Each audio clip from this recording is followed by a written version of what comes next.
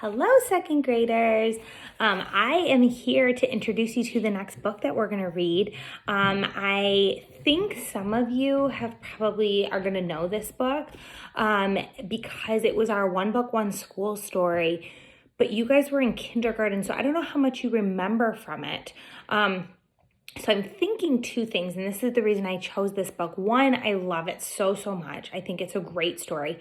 And the second reason is because I was thinking a lot of you might have a copy at your house, so you could follow with me when I read it. So I thought that would be cool. So if that gave you any clues, our book is Frindle by Andrew Clements. He's one of my favorite authors. And this is one of my favorite books. It's about a boy named Nick Allen, who is a little misunderstood, I think.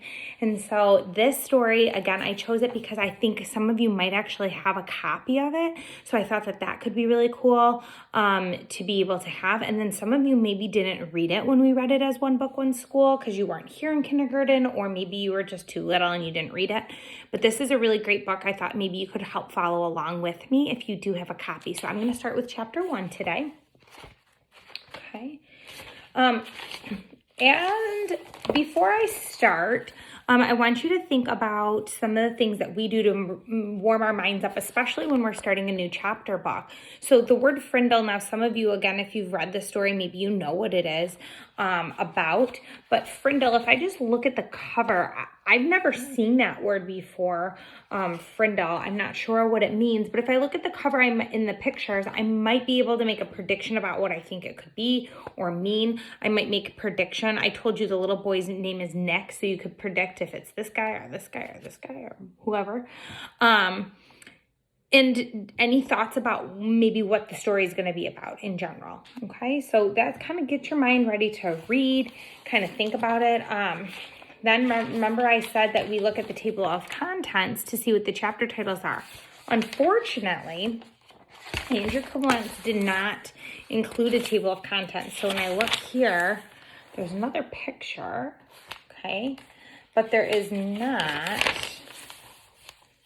a table of contents. It just begins, okay? And so that happens sometimes. So if you want, you can flip through and look at the chapter titles. So the first title is Nick, and then I could look at chapter 2.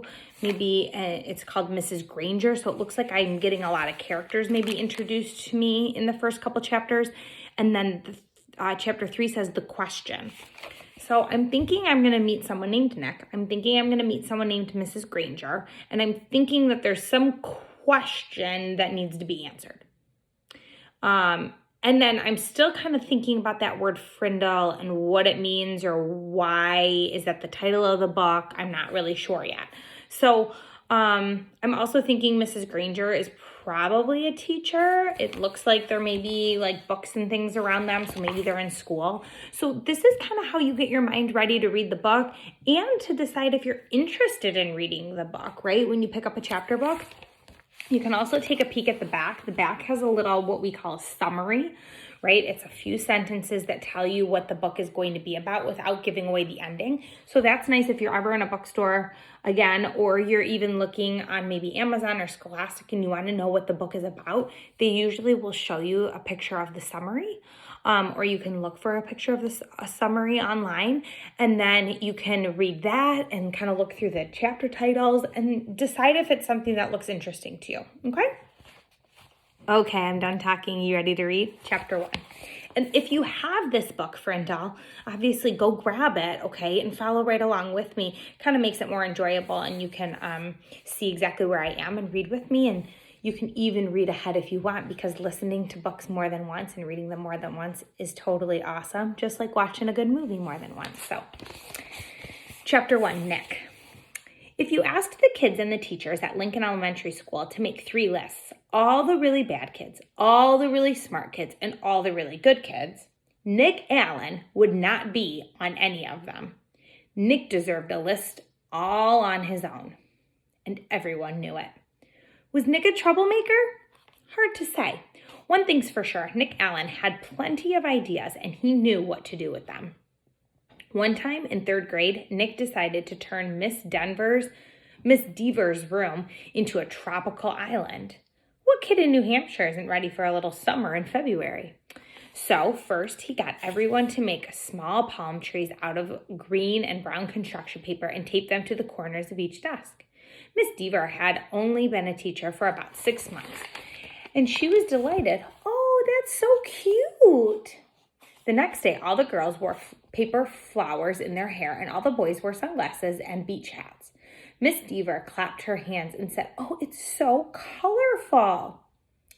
That day, after Nick turned the classroom thermostat up to about 90 degrees with a little screwdriver he brought from home, all the kids changed into shorts and t-shirts with no shoes.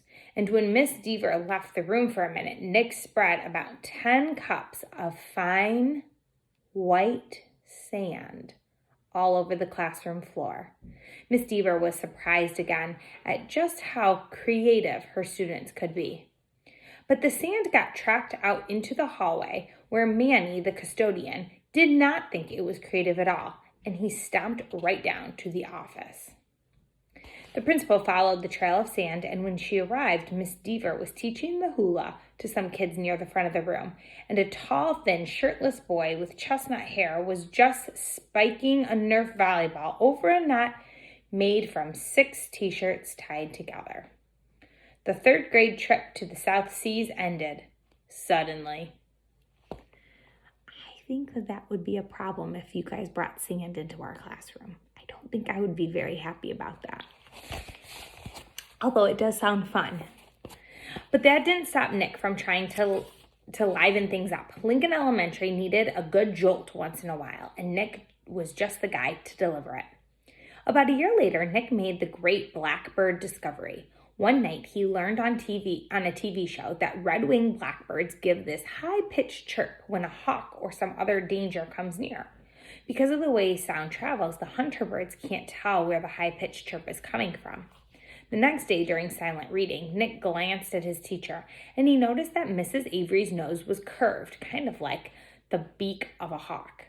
So Nick let out a high, squeaky blackbird beep. Mrs. Avery jerked her head up from her book and looked around. She couldn't tell who did it, so she just said, "Shh," to the whole class. A minute later, Nick did it again, louder. Beep. This time, there was a little giggling from the class, but Mrs. Avery pretended not to hear the sound, and about 15 seconds later, she slowly stood up and walked to the back of the classroom. Without taking his eyes off his book and without moving at all, Nick put his heart and soul into the highest and most annoying chirp of all. Do it with me. Beep. Mrs. Avery pounced. "Janet Fisk, you stop that this instant." Janet, who was sitting 4 rows away from Nick, promptly turned white, then bright crimson. What color do you think crimson is?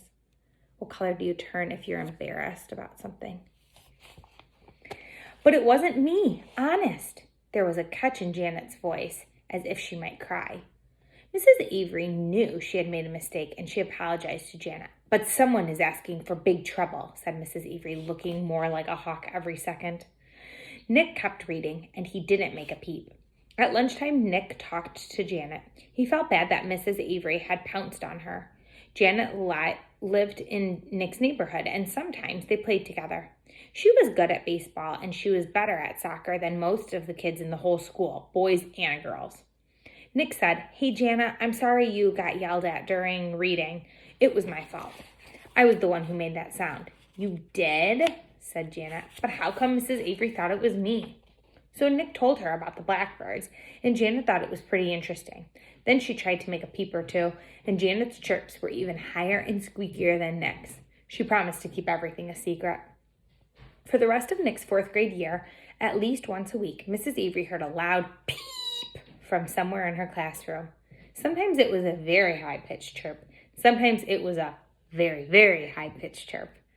Mrs. Avery never figured out who was making that sound, and gradually she trained herself to ignore it, but she still looked like a hawk. To Nick, the whole thing was just one long and successful science experiment, and Janet Fisk enjoyed it too. See you back here for Chapter 2.